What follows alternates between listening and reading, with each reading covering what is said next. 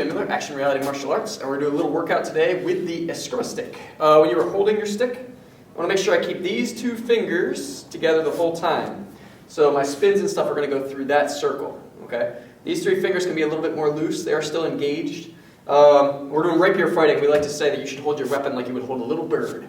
Not so tight that you would crush it, but also tight enough that it doesn't get away. All right? So the first thing we're going to do is what we call a redondo, and we're going to do 20 with each arm. So I'm going to go like this, flicking down.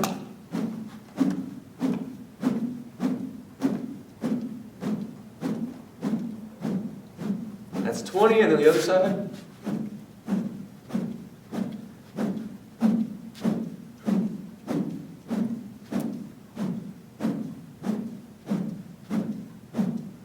That's 20 on that side. If you need to see the basics of any of these, I just put up a video recently about the about each of these little strikes. Now we're going to do the redondo again, but we're going to do a double.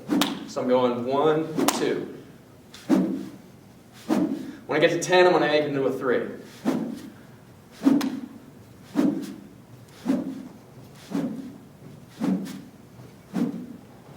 That's 10, so 1, 2, 3. 1, 2, 3.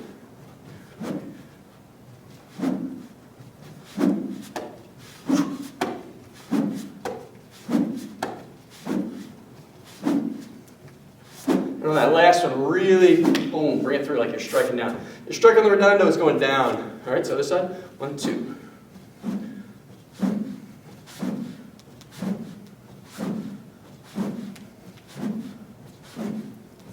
There's 10. 1, 2.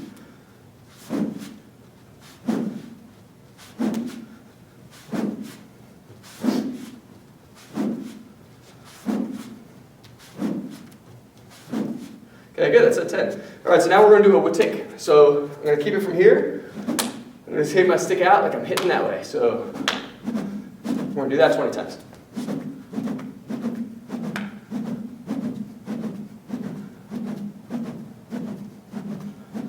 Other side. Transition-wise, put my hand on my forearm, I slide up to the end of my stick. If I had a machete or a lightsaber or something along those lines, I would not want to follow the blade like that because that is dangerous.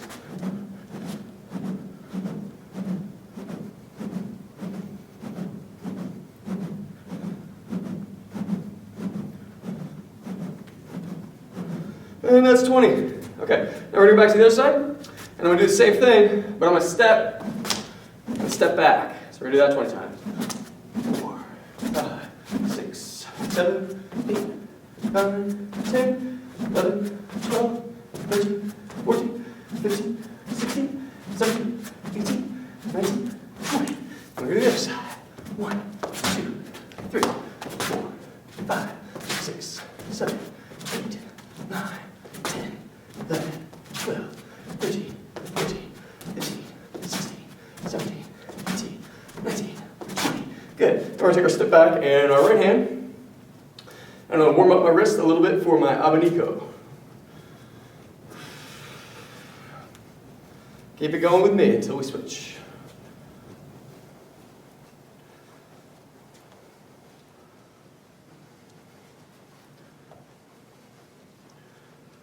Switch hands.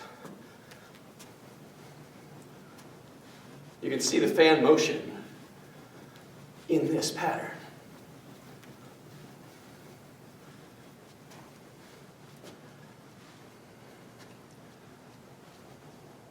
Okay, now, when we actually do our abanico, I'm going to be down here.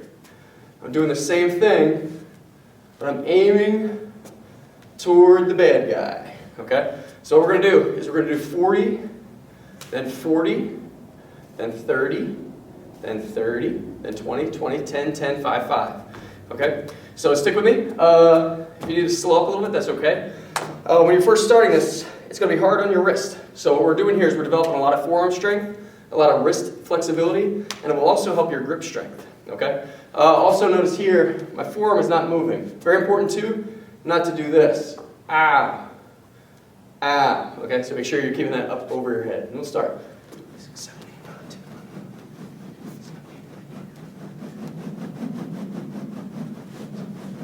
11. That's 40, and then we're going to switch.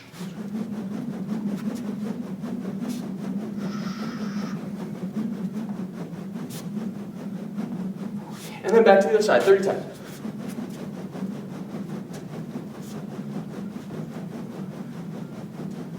And then back to the other side, 30.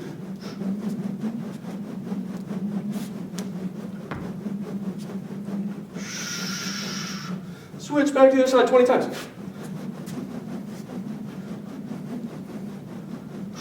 Other side, 20 times.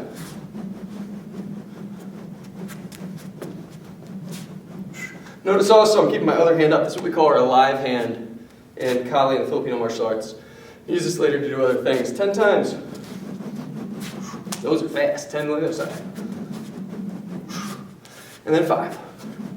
And then 5. Good. Now we're going to do a fluete. So from here, I'm going to take my stick this way. I'm going to shoot up over my shoulder. So now my strike is coming up. Okay? Hit the hand, bottom of the chin. And for now, just a single one.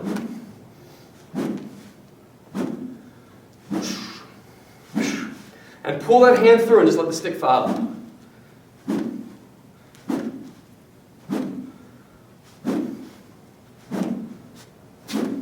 From the other side.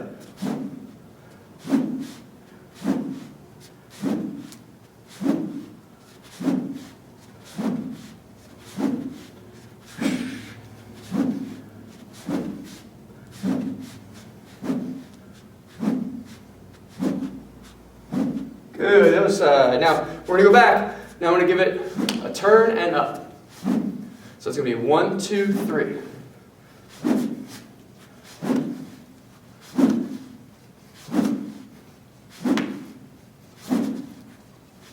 Now it's going to be, I'm going to do 3, 3, 4.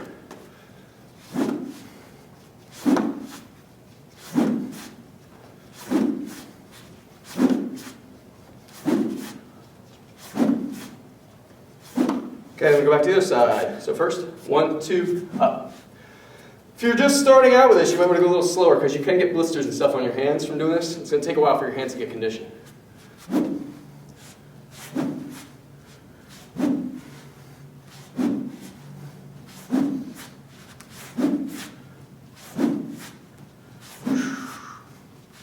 That's 10, so now we go to 3. 1, 2, 3, 4.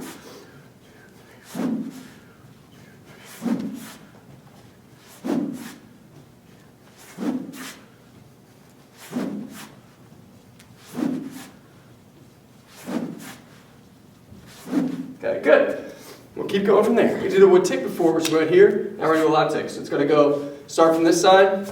The wood tick goes out and back to the same side. Lob tick goes all the way through. Okay? So what I'm going to do is I'm going to take this, okay, and then I'm going to go back. So as I go forward, I'm going to pull through, and then as I go backward, I'm going to go back. Okay? So it's going to go, okay, we're going to do that 20 times.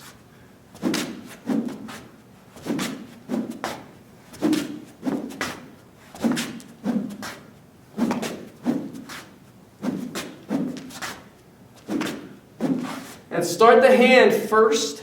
So I start my hand, then my body moves.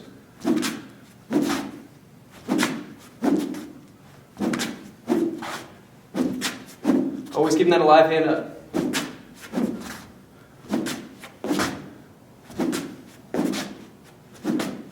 And then we switch sides. I think that was about 20. Those of you who watch my videos realize I'm amazing at counting stuff.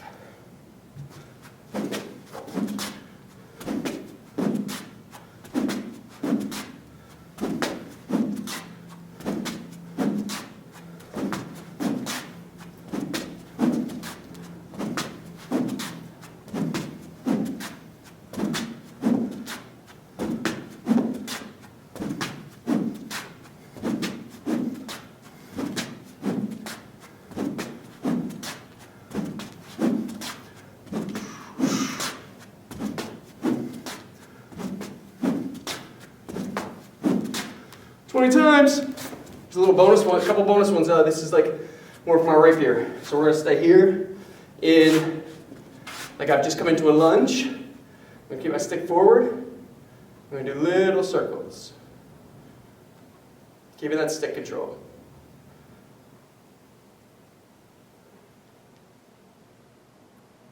I'm going to do 50 of these on each side.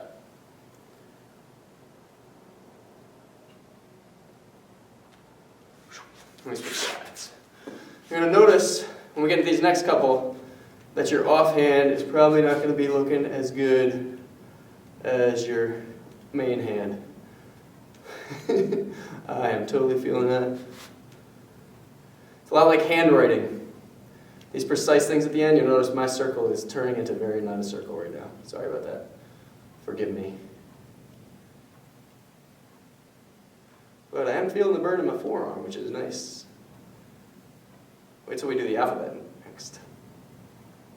I had no idea what I counted that either. Okay, so now from here, what I'm going to do is I'm going to go through the alphabet. We're going to do lowercase cursive right now.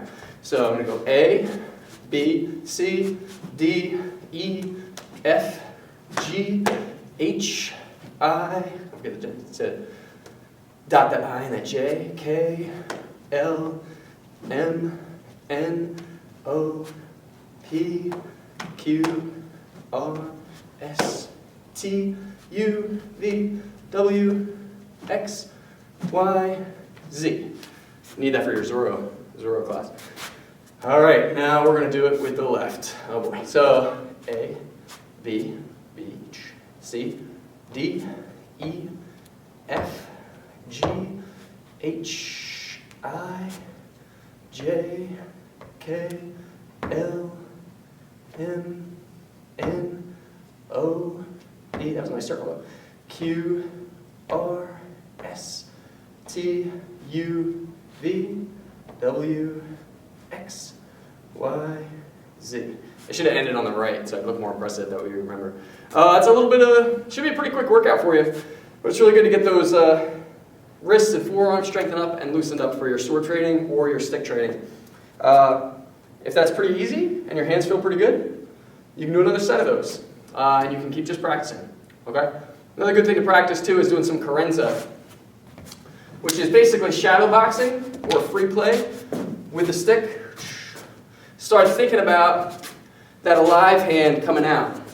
So when I'm zoning and checking, I'm going here.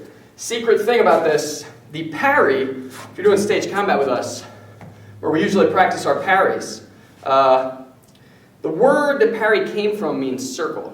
And a good buddy of mine, Rob Earhart, taught me this. He was doing a live sword fighting class, and he does a lot of traditional European fighting. And we mistake our parries in the West nowadays, because that is not a parry.